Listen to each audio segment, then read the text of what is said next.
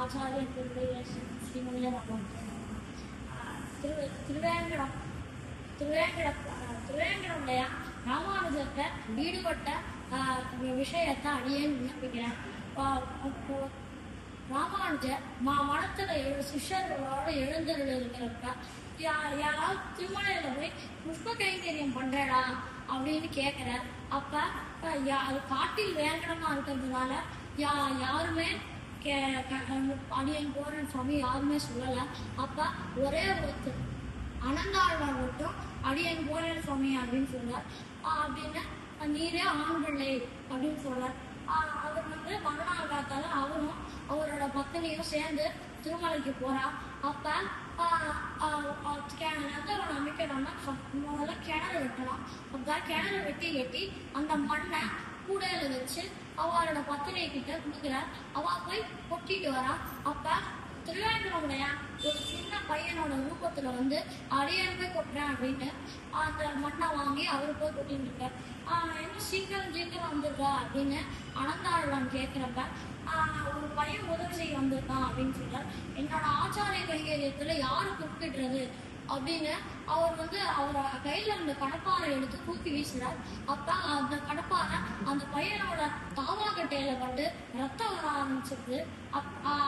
அந்த குழந்தை வேகமா ஓடி அந்த திருமலைக்குள்ள சன்னதிக்கு போய் மறைஞ்சிருக்கு.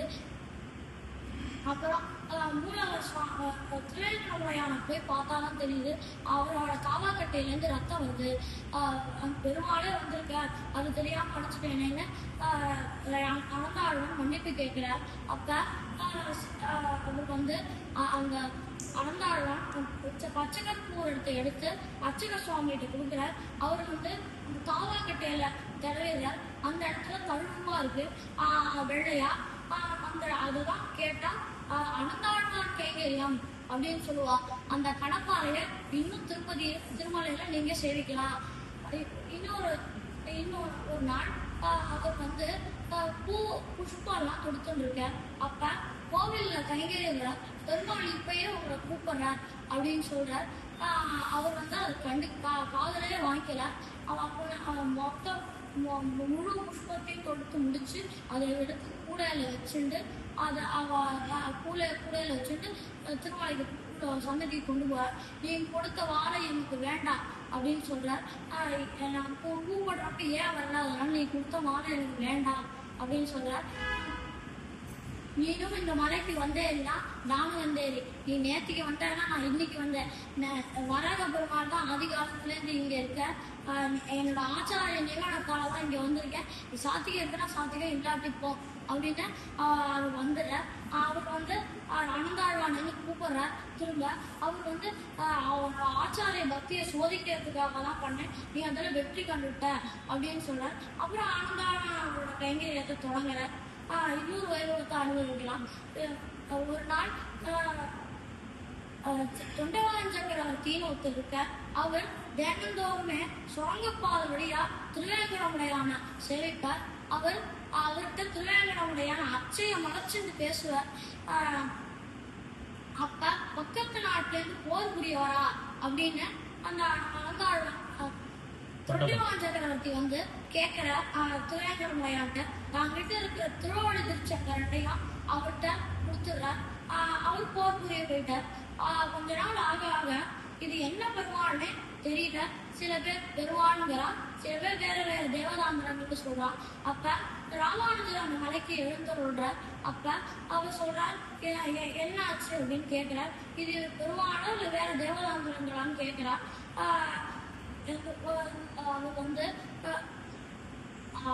பெருமாள்னு சொல்றவா சங்கு சக்கரத்தை கொண்டு வாங்க, வேற தேவதாந்திரங்கள்னு சொல்றவா அவாவோட ஆயுதங்களை கொண்டு வச்சுக்கோங்க. கர்ப்பகரத்துல வச்சு திருக்காப்பு சேர்த்துட்டு போயிடலாம். அவர் எதை ஏத்துக்கிறாரோ அதை வச்சு நம்ம யாருன்னு தீர்மானம் பண்ணிக்கலாம் அப்படின்னு சொல்றார். சரி வச்சுட்டு அவெல்லாம் திருக்காப்பு சேர்த்துட்டு போயிடலாம். நடுராத்திரி ராமானுஜர் சேஷரூபம் எடுத்து சுவாமி துவாரத்து வழியா உள்ள போய் பெருமாளுக்கு திருவாழி திருச்சங்க சாத்தி திருவன்காப்பு சாத்திட்ட பாதை எடுறதுக்கு அவகாசம் இல்லை. அதனால திரும்ப சேஷரூபம் எடுத்து திருவஞ்சனம் பண்ண தேவத்தை வரும் அந்த கோமுக சாரிகை வழியா வெளில வந்துட்டார். மனத்துல சித்தமா இருக்க. அப்ப கோஷ்டியோட வந்து திறக்கிறா கதவை திறந்ததும் பிரகாசமா பெருமாள் சேவை சாதிக்கிறார்.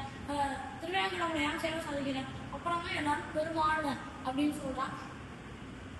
அப்பனுக்கு சங்காடி அளித்த பெருமாள்னு இன்னும் அரையர்கள்லாம் கொண்டாட்டத்துல ஸ்ரீரங்கத்துல கொண்டாட்டத்துல சேவிக்கிறான்.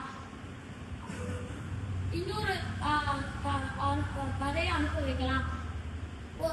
குருவநம்பிங்கிற ஒருத்தர் திருமலையில இருக்க. அவர் தினமும் மண்ணுல திருவேங்கடமுடையான் செஞ்சு அதுல மண்ணுல புஷ்பத்தை செஞ்சு அவர் திருவடியில சேர்த்து தன்னோட தொழிலை தொடங்குவார். அப்ப ஒரு நாள் தினந்தோறுமே இங்க சாத்தல மண் புஷ்பம் அங்க 7 மலை தாண்டி இருக்கிற திருவேங்கடமுடையானோட திருவடியில போய் சேருது. ஒரு நாள் அங்கூர் ராஜா அது சேவிக்க வர. அப்ப என்ன மண் புஷ்பமா இருக்கு அப்படின்னு கேக்குற. அப்ப தினந்தோறுமே இது இருக்குன்னு அர்ச்சக சுவாமி சொல்றார். இது என்ன இதால மண்ணால இருக்கு, நான் தங்கத்தால மாலை போடுறேன் அப்படின்னு தங்கத்தால மாலை புஷ்பம் பண்ணி அதை பெருமாளுக்கு சாத்த சொல்றார்.